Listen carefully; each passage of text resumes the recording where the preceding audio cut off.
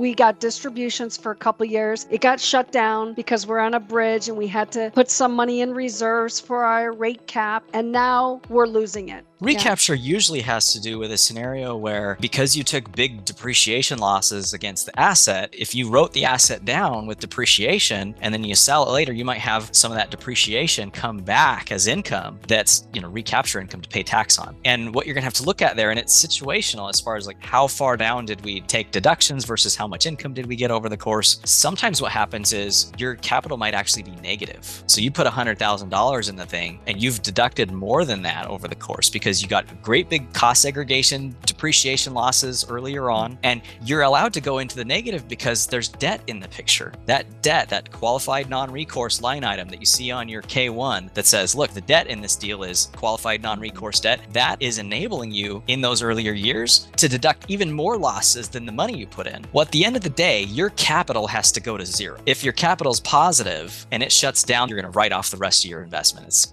$10,000 loss or something like that. But if you're in the negative, your capital might have to come up to zero, and that might be income. But sometimes that happens. If you wrote off $200,000 of losses, but you only put $100,000 in, at the end of the day, it all has to equalize on your taxes. And so if you wrote off more than your money and there's nothing else coming back, you essentially got debt forgiveness at the end to get you back up to zero. And that's the part that you might have tax on.